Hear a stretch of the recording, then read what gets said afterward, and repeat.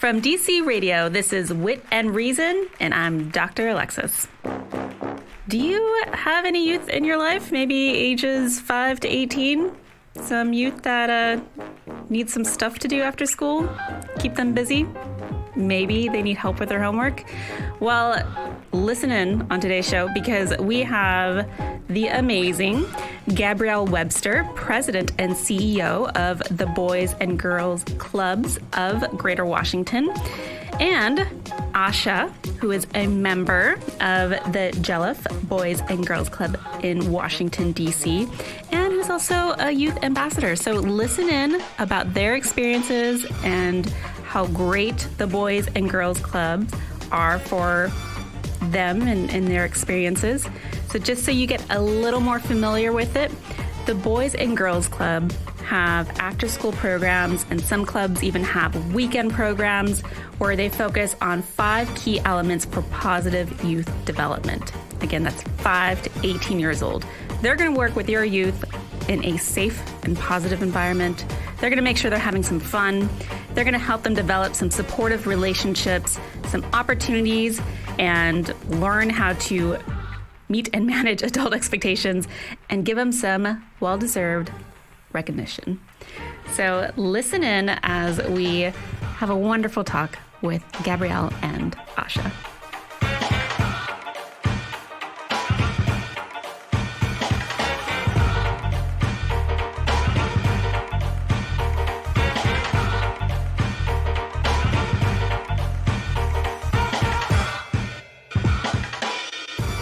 Hi, you're listening to Wit and Reason. I'm Dr. Alexis Moreno, and I am here with Gabrielle Webster, President and CEO of the Boys and Girls Clubs of Greater Washington. Hello. Hi, how are you? Great. Thank you so much for being on the show. It's wonderful to be here. Thanks for having us. And we are also very privileged to have the amazing Asha, who is a member of the Jelliff Boys and Girls Clubs in Washington, D.C. Yes. And also a youth ambassador. Yes, ma'am. So thank you so much for taking the time to be with us here today. Yeah, of course. Thank you for having me. Okay, so Gabrielle, let's go ahead and start with you. What got you involved with the Boys and Girls Clubs of Greater Washington? Sure. I have been working in nonprofit in Washington for about the last 12 years when the opportunity to lead the Boys and Girls Clubs here in Greater Washington became available. And this was something that I just knew that I had to get this job because as the daughter of educators, I knew the importance of working with our youth. And the youth in this city really deserve a great after-school program. 1 in 4 youth in this city live in poverty. And the clubs provide a great place for them to come for enrichment and programming after school. It's a safe place. And just really getting the opportunity to be a part of this was just very important. So I've been there almost 3 years now. That's amazing. And you've worked for other nonprofits I have, as yes. well. And so what was it exactly about the Boys and Girls Club that drew you toward it? Is it because it's a youth-provided service in the community? Absolutely. You fall in love with these young people. They are absolutely extraordinary young people, and we work with kids from 5 to 18, school-age children. And all you have to do is meet 1 or 2 to understand that their zest for life, the dreams that they have, the things that they want to do and explore when they grow up, to be able to work with them as they're going through this process is it's a gift. Right. And to really be able to influence that. All of our programming focuses on academic success, good character and leadership, and healthy lifestyles. And so we develop our programs to ensure that the youth have fun so that they come back 3 or 4 or 5 days a week, because that gives us the opportunity to really work with them. Our goal is to really develop a plan for each one of them when they finish high school, and whether they go into college or the military or a trade school, whatever that is, we want them to have a well thought out and developed plan. Oh, that's amazing. And Asha, what brought you to the Boys and Girls Club?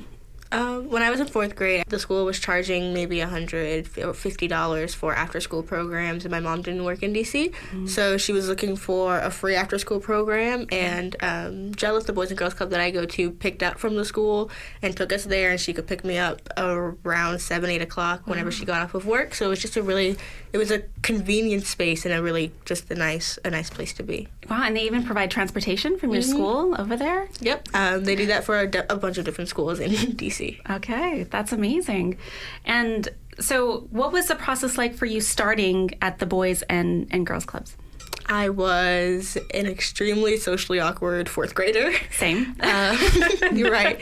I did a lot of reading. Yeah. I was very, very to myself. And I think as I started to go more and I started to interact with people my age and just kind of be around like incredible mentors, I was able to break out of my shell a lot. Like I think there's been a lot of growth since the little girl who was a little bit afraid to talk to anybody. Oh man, that's awesome. And so you mentioned that you have mentors there. Yes. At the clubs. Would you say like one main mentor, or like everyone ends up kind of being your mentor, all the adults there? Yeah, I think kind of work out for you? The staff has changed a lot. Staff comes and goes. Yeah. But I think you can always find someone who you can trust and who you can talk to.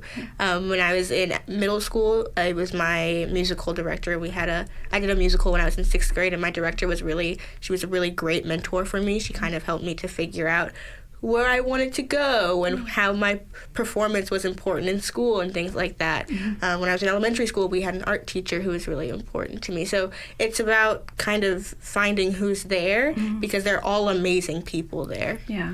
Oh, that's so amazing to hear you say as a young person in your community, having that positive comment about the adults in your life. And so, Gabrielle, is that something that's important to you, the type of, I'm guessing, like volunteers and staff that you bring on to work with the youth? Absolutely. We have a wonderful group of youth development professionals, people that dedicate their lives to ensuring that our kids get great programming. And we have a number of full-time staff, and then we supplement that with part-time staff. Okay. And what happens is each kid has to do, I shouldn't call them kids, but our fabulous young people. Has to do a power hour, and that's an hour of homework every day. So that is a requirement. From there, they get the opportunity to do dance programs or STEM or arts or music, many of the things that they're interested in, and they can take to the next level. The thing that is so exciting about Boys and Girls Clubs is there is very little art in the schools anymore, very little music. We have recording studios in some of our clubs.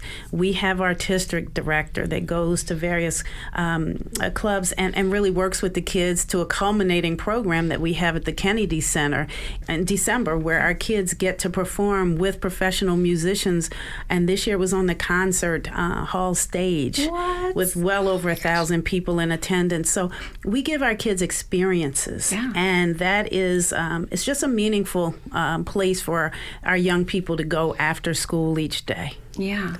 And at what point did you two get to meet?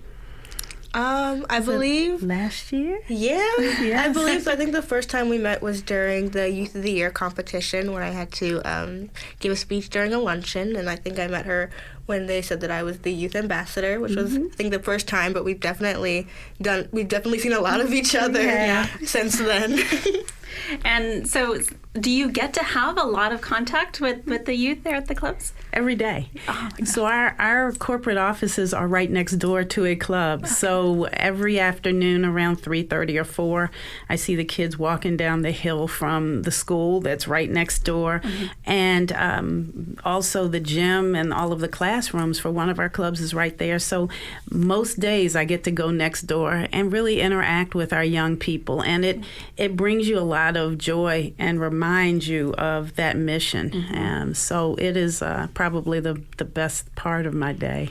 Absolutely. I know with a lot of organizations, our headquarters and executive offices are so detached from where the services are actually being provided. Sure. So the fact that you get to see them on a daily basis and, get to meet everybody and build relationships with the youth, I'm sure is just so much more rewarding that way.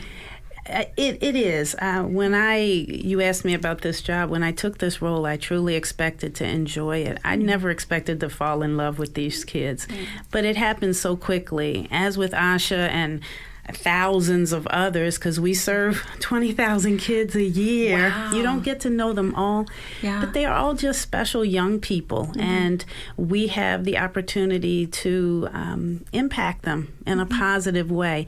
So the ones you get to see more often and you really get a chance to know, it is meaningful. You watch them go off to college and then they come back. We actually have several of our college graduates that have come back and work with us now because of the impact it had on their lives when they were growing up as club kids. Oh, that's amazing. Do you have like alumni programs too to keep in contact with? We have we don't have a structured alumni program, but we are working on that. But we do have a Hall of Fame program. So if anyone out there is listening and they are alumni of the Boys and Girls Clubs, they should get in contact with us, because we would love to keep in touch with our alumni and meet them and find out how they're doing. One of our young alumni is right now he's a junior at Yale. He is the first African American student body president in Yale with their 300 plus year history. Oh my gosh. So our kids do amazing things, and we want to hear from them. Absolutely. Okay, so if there is alumni out there listening, how do they get involved in the Hall of Fame program? Well, they can reach out to Candace at Boys and Girls Clubs of Greater Washington. They can come to our website, BGCGW.org. And just reach out to us. We are easy to find. We have 15 locations in the DMV. That's amazing. Okay, and Asha, what is it like for you to hear about other kids who are at the Boys and Girls Clubs go off and go to college and have these meaningful roles in their lives? What's it like for you to hear?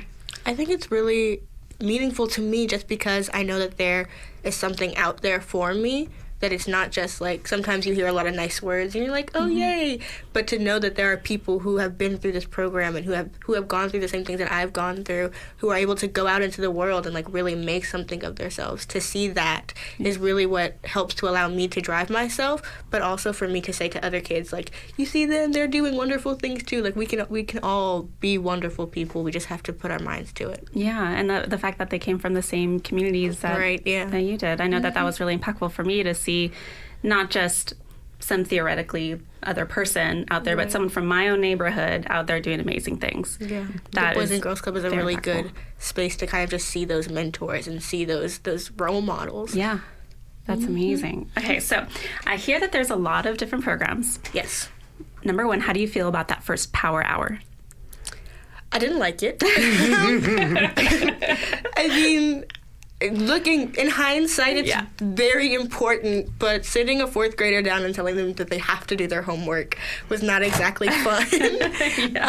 Granted, I definitely do enjoy it now. I enjoy having a space where I am saying, okay, I'm going to sit down and I'm going to get this work done because it's due on Friday or it's due tomorrow. And I think it's just a really good space for kids, especially if they need help with homework, having staff members who are able to help them through things like that. Oh, that's great. So are there tutors there as well? We do have, in some of our locations, certain days we do have tutors, but we always have staff that are able to help and support.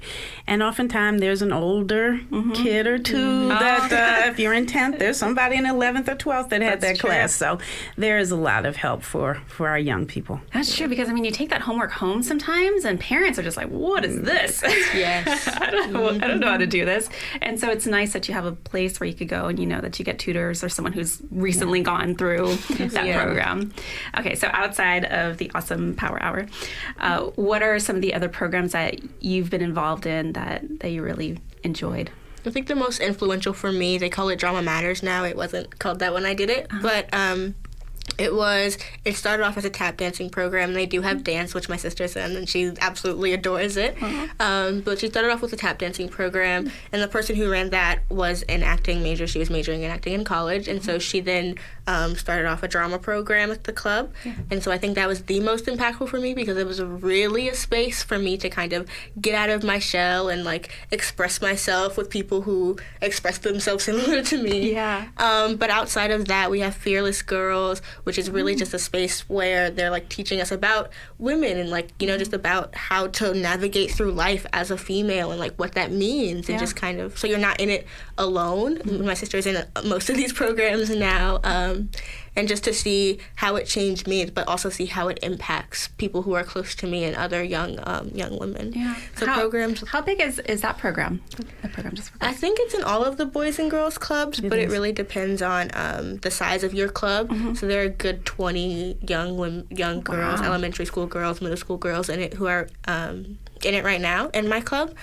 Just so it's really important just to see the impact. Yeah. You know, like there's some things where like you know that impact's happening, but to be able to see it, like I see it in my sister. I see the changes that are happening, just the more confidence and things like that. And programs like drama programs and art programs, but then Fearless Girls are like they're programs that are empowering young women and empowering our young people these days, which is really, really important. Yeah, I wish I would have had something like that growing up.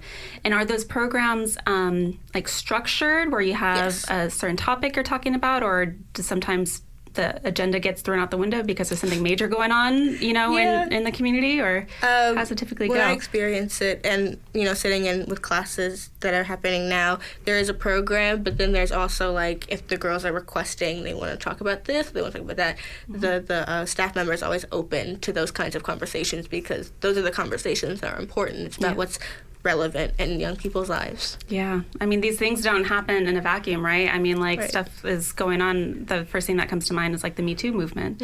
And I, you know, work with youth where it's impacting them as well, you know? So it's not just something that's happening out there in adult or on the hill world, but something that you're very much exposed to as well, the youth, and trying to make sense of all that on your own is really tough. So it's nice that you have a space.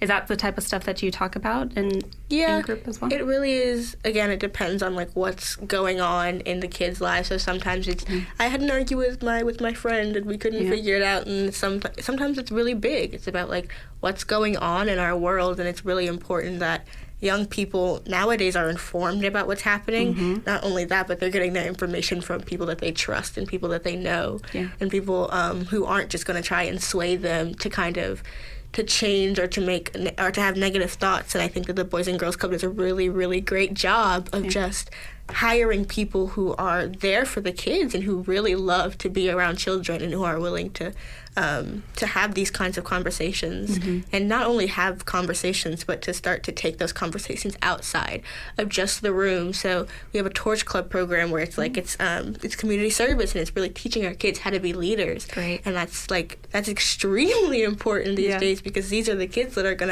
gonna grow up into high schoolers and then college kids, and these are the kids that are gonna have to be, you know, the lawyers and the policemen and our politicians. So it's important to start young, just teaching them like what good hesitantly like what that really means and what the truth is to you. Right. So the Torch Club as well. So that teaches leadership skills? Leadership qualities. Okay. And then you also mentioned an event where you two got to meet. And what was it called again? The Youth of the Year competitions and things. Youth of the Year competition? Yes. So tell our listeners all about that. Okay, so it starts off in each club where you are competing with kids in your clubs to be the Youth of the Year of your club. And from there, you are the Youth of the Year of your area. So I would say I am the Youth of the Year for Jelliff. I would then go on to compete with kids from other clubs in the metro area. And then from there, state. So I would compete with kids who are Youth of the Year from Virginia, and then regional, which is East Coast, and then national. Oh my gosh. Yes. And okay, I don't mean to sound crass, but what do you get out of doing all of this? Putting yourself through all of that, that work and competition. I know for the nationals there's a scholarship involved. You get to meet Denzel Washington. You get a car. It's sponsored by Disney. There's a lot of cool things that come out of this, but despite that, like, you really are gaining life skills, you know, things like interviewing, public speaking, just learning how to talk to adults, which is it's scary for high schoolers a little bit, just kind of learning how to navigate those kinds of things, but you're really just gaining skills that you can use later in life, which is really important. Wow. And Gabrielle, my goodness. Now you understand why I love the work that I do. Oh, yeah. These young people, I mean, Asha is amazing and special, but there are thousands more. Yeah. Yes. In the clubs that are very, very similar. Young people that have the skills and talents and abilities. And we try to really hold them accountable to learning and utilizing the resources that we have there. So when they do go on to college or whatever their plan is, that they utilize these things, and they do help. Asha mentioned that this is going to help her get into college. Right. She wants to go to George Washington here locally and be an attorney. So those things, public speaking, she will be tough in court one day, I'm sure. Don't let that smile fool you. Or as the President of the United States, as I hear she would like to be. So that's what we do at the Boys and Girls Clubs. We ensure a great future for our young people. That's amazing. And what would you say might be some of the challenges that youth experience at the Boys and Girls Club? Sure. Well, I think that kids come to us however they come. Yeah. There are no requirements to be a member other than getting to the club, and we do pickups and just being able to get there. There are a lot of things going on in this world today, and to provide that safe place for them, I think bullying is a really big thing. It's something that we talk about quite a bit because of social media. Yeah. So that is something that's really tough for our kids. It's very different now than it was before the cell phone. Yeah. So I think that is one that I really point to. And we talk about those things.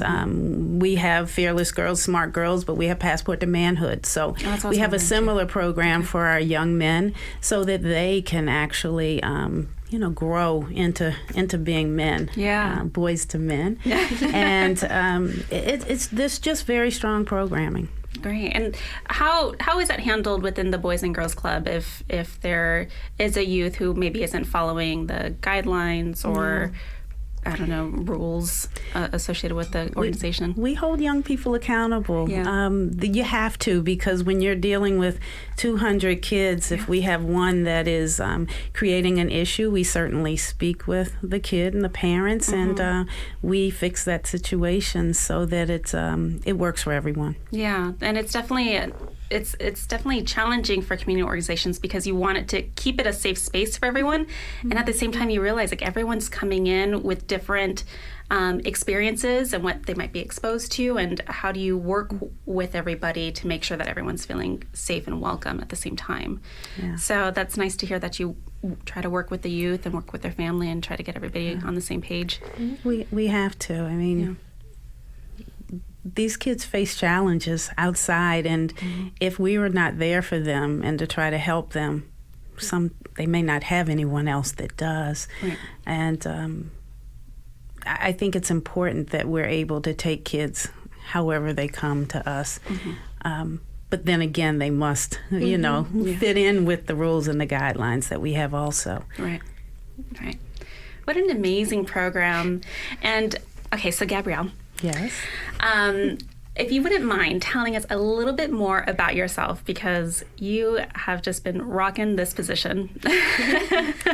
And we are all so appreciative of the work that you do. And what helped you get through your youth to get to this place where you can now be the CEO and president of such an amazing organization?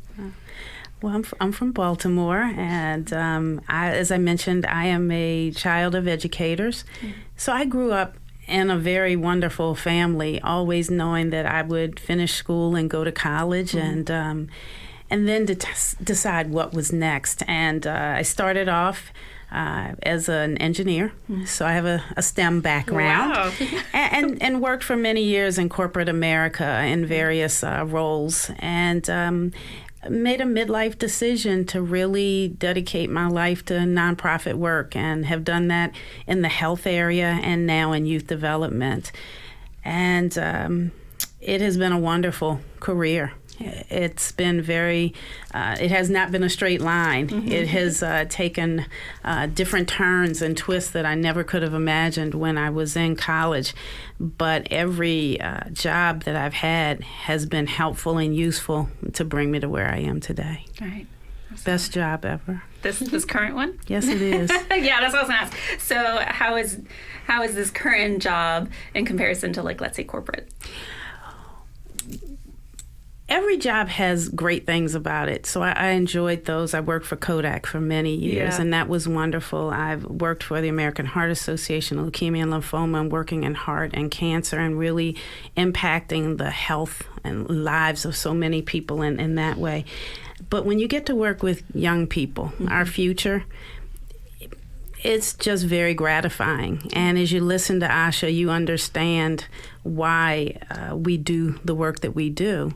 Are you 15 now? Yes. She's 15, but when she was 14 when I met her, and she has just grown and developed from a shy kid to where she is now, and the pride that we have in all that she's going to do and what she will do in life following this means so much to us. And it's just a wonderful feeling to watch her grow and develop. What's that like for you to hear that, Asha? It's exciting to know that I have people who are rooting for me, you know? Because there's so much that I want to do and so much impact that I want to make. I'm just really glad that I have amazing people like Miss Gabrielle and my family and all the club staff and club members who are rooting for me to do well and do better, you know? Absolutely. You have a very amazing, strong support system. Yes. Well, thank you both for coming here today and for sharing your experiences with us and with our listeners. And if anyone wants to join, where should they go? They can come to Boys and Girls Club's website, bgcgw.org, and reach out or give us a call, 202-540-2300. I'm impressed. You remembered a phone number. I don't remember phone numbers. I had to think of it. We'll also have those hyperlinks on our website as well. Aren't they wonderful? Thank you so much for listening to us chat about how awesome the Boys and Girl Clubs of Greater Washington is. Visit witandreason.com to get links to the resources we talked about on today's show. You could also go there to get some free health webinars, watch some fun videos, and learn all about our upcoming events. Did you hear something on the show today that you relate to on a personal level? Share your story. Send us your recording on witandreason.com/speakup, and we may be able to post it on our Boys and Girls Club show page to help others navigate youth community services. A special thank you to our awesome radio producer, Shane Lewis, our sound engineer, Jessica Sturgis, and general manager, Max Myrick, and of course, the whole DC radio team. And a very, very sincere thank you to Gabrielle Webster, President and CEO of Boys and Girls Clubs of Greater Washington, and Asha, amazing youth ambassador and member of JLF Boys and Girls Club in Washington, D.C. And of course, thank you all so much for listening. We're doing this for you, so make sure to subscribe, review, leave comments about our show wherever you get your podcasts. Connect with us on Instagram, Facebook, or Twitter at Wit and Reason. That's WITAND, Reason. Or you could even follow me at Dr. Alexis Moreno for some behind-the-scenes shots. And of course, at DC Radio to learn more about our next show. I'm Dr. Alexis Moreno. Let's keep the conversation going.